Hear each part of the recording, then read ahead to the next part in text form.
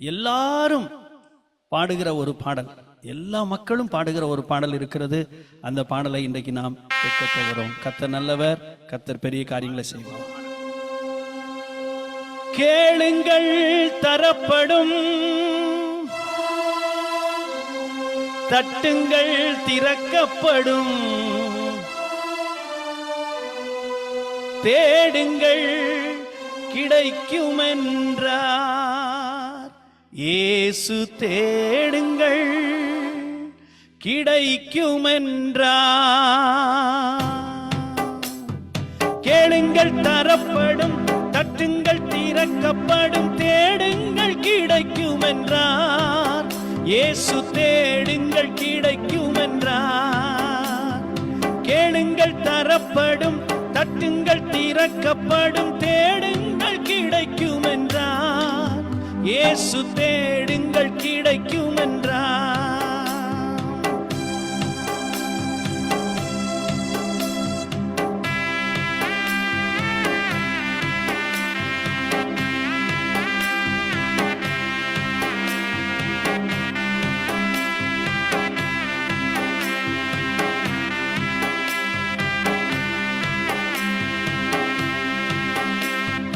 Bethlehem நகரில் மாட்டு தொழுவமதில் பிறந்தார் பரமபிதா.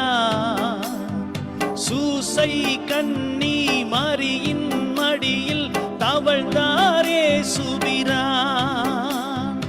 6 வயதினில் ஆரம்ப பள்ளியில் கல்வி பயின்றாரே. ஆகமங்கள் 56 ஐயம் தீர உணர்ந்தார். இயற்கை உலகமே தூய்மையானதென இயேசு நினைத்தாரே.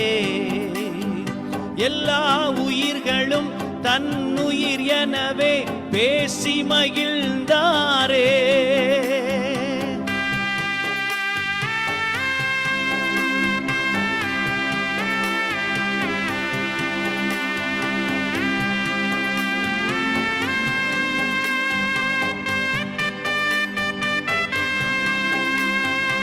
எருசலம் நகரில் பஸ்கா பண்டிகைக்கு பரமர் போனாரே. 12 வயது நிரம்பிய இயேசு கேள்விகள் கேட்டாரே. இயேசுவின் கேள்வியில் ஆலய குருக்கள் ஆனந்தமானாரே. இளமை செய்த திறமையில் பஸ்கா பெருமையை வளர்த்தாரே. இளமை செய்த திறமையில் பஸ்கா பெருமையை வளர்த்தாரே. தந்தையார் செய்த தச்சு தொழிலையே தனயனும் செய்தாரே. தங்க உழவர்கள் உழுதிட கலப்பைகள் செய்து கொடுத்தாரே. தங்க உழவர்கள் உழுதிட கலப்பைகள் செய்து கொடுத்தாரே.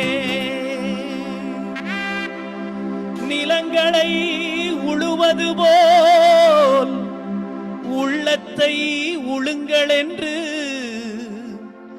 உலகப்பிதா சொன்னபோது உழவர்கள் தொழிலாளர் ஊராரின் எண்ணமதில் இயேசு ஒன்றாக கலந்து விட்டார். இயேசு ஒன்றாக கலந்து விட்டார். அன்பு குழந்தைகள் அருகில் இருப்பது ஆண்டவர் தொண்டு என்றார். இயேசு ஆண்டவர் தொண்டு என்றார். அன்பு குழந்தைகள் அருகில் இருப்பதே ஆண்டவர் தொண்டு என்றார். இயேசு ஆண்டவர் தொண்டு என்றார்.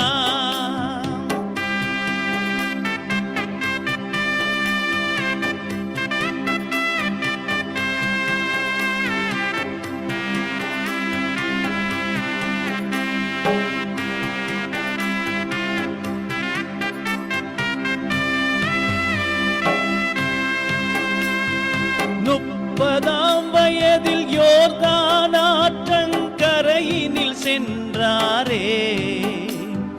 யோவான் என்ற ஞானியின் நண்பால் நோம்புகள் ஏற்றாரே, ஞானஸ்தானமும் பெற்றாரே. துன்பத்தை அகற்றி இன்பமாய் வாழ வழிபல சொன்னாரே. இயேசு நண்பனாம் யூதாஸ் நன்றியை மறந்து காட்டிக் கொடுத்தானே.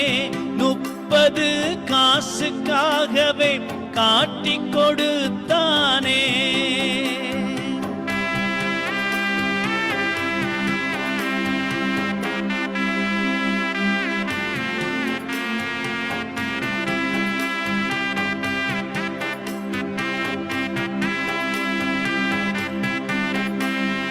துன்பத்தை அகற்றி இன்பமாய் வாழ வழிபல சொன்னாரே. இயேசு நண்பனாம் யூதாஸ் நன்றியை மறந்து காட்டிக் கொடுத்தானே. இயேசுவை காட்டிக் கொடுத்தானே. ஜனகரீம் என்ற நீதிமன்றத்தில் இயேசு நின்றாரே.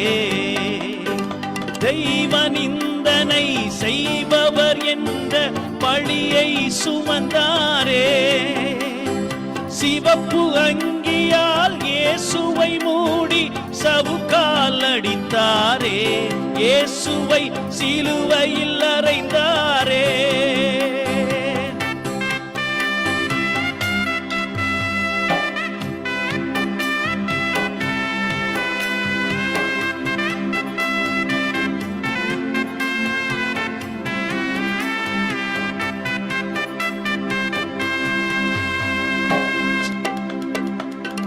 மரித்த இயேசுவும் 3ஆம் நாளிலே உயிரோடு எழுந்தாரே. 12 சீடர் நடுவினில் தோன்றி ஆசிகள் அளித்தாரே. உலகத்தின் முடிவில் மறுபடி தோன்றி நம்மையும் காப்பாரே. கேளுங்கள் தரப்படும், தட்டுங்கள் திறக்கப்படும், தேடுங்கள் கிடைக்கும் என்றார். இயேசு தேடுங்கள் கிடைக்கும் என்றார். கேளுங்கள் தரப்படும், தட்டுங்கள் திறக்கப்படும், தேடுங்கள் கிடைக்கும் என்றார். இயேசு தேடுங்கள் கிடைக்கும் என்றார். இயேசு தேடுங்கள் கிடைக்கும் என்றார். அன்புக்குரியவர்களே, ஆண்டவராய் இயேசு கிறிஸ்துவின் நாமத்தினாலே இயேசு என்று யாரெல்லாம் பாடுகிறார்களோ அவருடைய வாழ்க்கை மாறுகிறது. இந்த பாடலை எழுதியதான டேப் ராதா மாணிக்கம் என்கிறதான ஒரு அரசியல் பாடகர், மேடைதோறும் அரசியல் நிகழ்ச்சிகளில் பாடுகிறதான இந்த டேப் ராதா மாணிக்கம், இவர் ஒரு பயங்கரமான நல்ல பாடகர். ஆனால் குடிக்கிற மது பழக்கம் கொண்ட ஒரு மனிதர். அவர் நன்றாக பாடுவதை பார்த்து ஒருவர் அவரிடம் கேட்டார், நீங்கள் எத்தனையோ மேடைகளில் பாடுகிறீர்கள், உங்கள் குரல் இனிமையாக இருக்கிறது, நீங்கள் இயேசு கிறிஸ்துவை குறித்து பாட வேண்டும் என்று கேட்டார். அப்பொழுது அவர் சொன்னார், இயேசு கிறிஸ்துவை பாடுவதற்கு நான் அவ்வளவு பரிசுத்தமான ஆள் இல்லை, நான் ஒரு பாவியான மனுஷன், எனக்கு அது ரொம்ப சிரமமான காரியம். அவருடைய வற்புறுத்தல் அதிகமாக இருந்ததுனால அவருடைய வற்புறுத்தல் தாங்காமல் சரி முயற்சி பண்ணுகிறேன் என்று தனக்கு தெரிந்த சில பாதிரிமார்கள், சில போதகர்கள், கிறிஸ்தவ அறிஞர்களிடத்தில் கேட்டு இந்த பாட்டை அவர் எழுதினார். இவருடைய பேர் டேப் ராதா மாணிக்கம். நன்றாக கவனியுங்கள், இந்த டேப் ராதா மாணிக்கம் என்கிறதான இந்த ஐயா ஒரு குடிகாரனாக இருந்தாலும், ஒரு ரட்சிக்கப்படாத இயேசுவை ஏற்றுக்கொள்ளாத புற மதத்து சகோதரனாக இருந்தாலும், இவர் இயேசுவை எழுதும் பொழுது இயேசு இவரை தொட்டார். பிறகு இயேசு தொட்டவுடன் அவர் இருதயத்தில் ஒரு பெரிய சந்தோஷம், மகிழ்ச்சி. இவர் ஒரு மெய்யான தேவன், இவரை எழுதியிருக்கிறோம், நாம் செய்கிறது தவறு, பாவம், அரசியலில் இருக்கிறதான குடிப்பழக்கம், பாவ பழக்கங்கள் எல்லாம் தன்னை விட்டு வெளியேறுவதை அவர் உணர்ந்தார். இயேசுவை பாடின பின்பு அவருடைய வாழ்க்கையில, இருதயத்தில, சிந்தையில ஒரு மாற்றம். நான் இருந்ததான சிறு வயதில் வாழ்ந்ததான ஊருக்கு அவர் வந்திருந்தார். அவர் சொன்னார், நான் இயேசுவை சொந்த ரட்சகராக ஏற்றுக்கொண்டேன் என்று சொல்லி. அப்பொழுது அரசியல் தலைவர்கள் கேட்டார்களாம், ஐயா வருவாயை விட்டுட்டு வெறுவாய்க்கு போயிட்டியே அப்படின்னு சொன்னாங்களாம். அவர் சொன்னாராம், வருவாய் இருக்காது, வெறுமைதான், ஆனால் என் உள்ளத்தில் ஒரு பெரிய சந்தோஷம் இருக்கிறது. இனி நான் குடிக்க மாட்டேன், இனி நான் பாவம் செய்வதற்கு வழி இல்லை, அரசியல் வாழ்க்கை முடிந்து விட்டது என்று சொல்லி இயேசு கிறிஸ்துவை சொந்த ரட்சகராக ஏற்றுக்கொண்டு எங்கள் ஊரில் வந்து சாட்சி சொன்னார். அந்த பாடல் இன்று வரை என் உள்ளத்தில் துணிக்கிறது. இன்றைக்கு நான் அதை அவ்வளவு சரியாக பாடவில்லை. ஏனென்று சொன்னால் இந்த சூம்ல பலவிதமான சூழ்நிலைக்கு நடுவில் தான் பாடுகிறோம். ஆனாலும் பல மேடைகளில் நான் பாடும்படி கர்த்தர் உதவி செய்திருக்கிறார். எங்கெல்லாம் ட்ரக் மினிஸ்ட்ரி பண்றோமோ அங்கெல்லாம் அந்த பாட்டை நான் பாடுவேன்.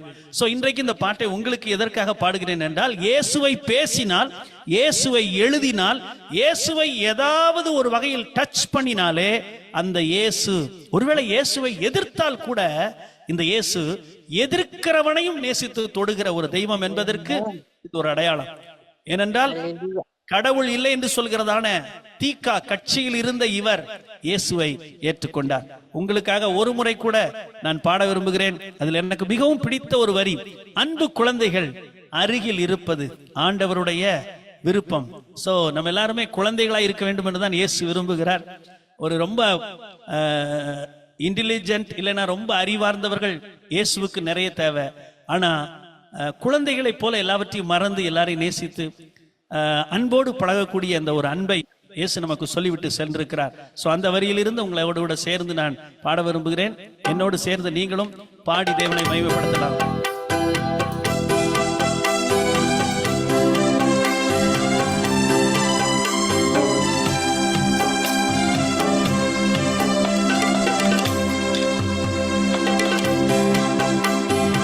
அன்பு குழந்தைகள் அருகில் இருப்பதே ஆண்டவர் தொண்டு என்றார்.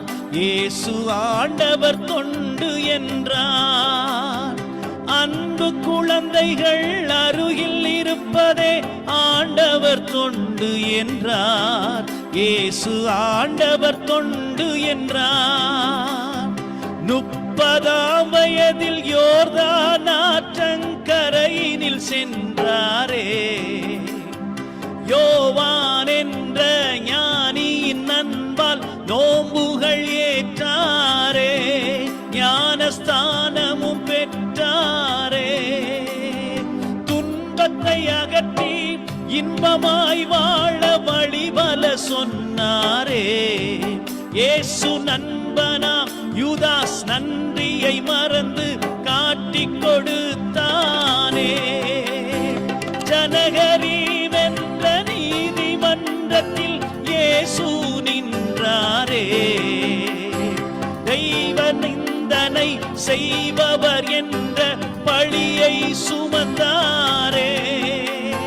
சிவப்பு அங்கியால் இயேசுவை மூடி சவுக்கால் அடித்தாரே. இயேசுவை சிலுவையில் அறைந்தாரே.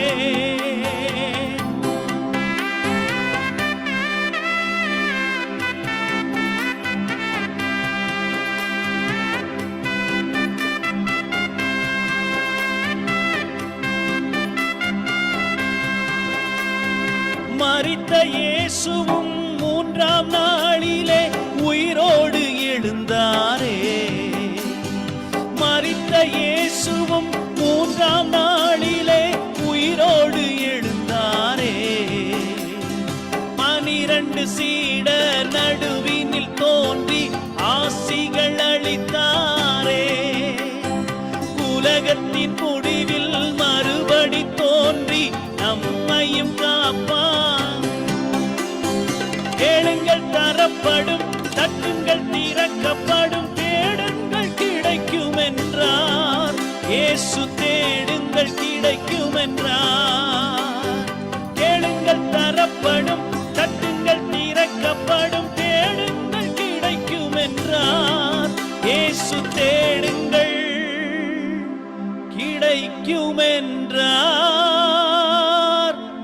இயேசு தேடுங்கள் கிடைக்கும் என்றார். யார் யார் ஆண்டவருக்கு உண்பதாக நான் ஒன்றுமே இல்லப்பா, ஏதோ எனக்கு கொஞ்சம் திறமை தாளந்தெல்லாம் இருக்குன்னு நினைச்சிட்டு நான் வந்திருந்தால் என்ன மன்னிச்சிருங்க. நான் ஏமாத்திரம், என் வீடு ஏமாத்திரம், எனக்கு சரியா வராது, எனக்கு சரியா செய்ய தெரியாது. நீங்க என் கூட இருந்ததற்காக நன்றி. உங்களுடைய பிள்ளைகளோடும் கூட இருந்து நடத்துங்கப்பா. முற்றிலும் தாழ்த்துகிற மகனை உயர்த்துகிற தேவன், இக்கட்டில் இருக்கிற பிள்ளைகளை உயர்த்துங்கப்பா. பிசினஸ்ல வித்தியாசமான ஒரு சூழலை சந்தித்துக் கொண்டு வெறுமையை நீங்கள் அடைந்திருக்கலாம். கிட்டத்தட்ட பல லட்சங்கள் இழக்கிற ஒரு சூழ்நிலைக்கு நீங்கள் தள்ளப்பட்டிருக்கலாம். ஆண்டவர் சொல்கிறார், நான் உன்னை நடத்துவேன். நீ கட்ட வேண்டியதெல்லாம் கட்டி முடிக்க உதவி செய்வேன், தாண்டி வர உதவி செய்வேன், தப்புவிப்பேன், உன்னை காப்பாற்றுவேன். பாஸ்டர், எனக்கு ஒரு வேற ஒரு வழி தெரியல, மெடிசன்ல எனக்கு ஒரு வேற ஒரு வழி தெரியாதா? கர்த்தர் சொல்கிறார், ஒரு நல்ல வழியை காண்பித்து, வயதான காலத்துல பலவீனத்திற்கு ஒரு வழியை, நல்ல வழியை காண்பிக்க என் தேவன் சர்வ வல்லமையுள்ள தேவனாயிருக்கிறீர். நன்றி அப்பா, கோடான கோடி நன்றி ராஜா, நன்றி செலுத்துகிறோம். சிட்சிக்கிறவங்க என்னை சுத்தி இருக்கிறாங்க, நல்லதுன்னு நினைங்க. அம்மா சிட்சிக்கிறாங்க, சில வார்த்தைகளை கடிந்து சொல்றாங்க, ஊழியக்காரங்க சொல்றாங்க, என்னால ஏற்றுக்கொள்ள முடிகிறது. நிச்சயம் கர்த்தர் உங்களை ஆசீர்வதிப்பார். சத்தியத்தின்படி இதுதான் பாதை, நேர்வழியான பாதை, இதுலதான் போகணும்னு யாரோ சொல்றாங்க உங்களுக்கு, நல்லது. அதற்கு கீழ்ப்படிந்து கர்த்தருக்கென்று செய்கிறீர்கள், கர்த்தர் உங்களை நேர்த்தியாய் நடத்துவார். நன்றி ஆண்டவரே. இந்த மாலை வேளையில் தொடர்ந்து எங்களோடு இடைப்படும் இயேசுவின் நாமத்தில் ஜெபிக்கிறோம் நல்ல பிதாவே. ஆமென், ஆமென்.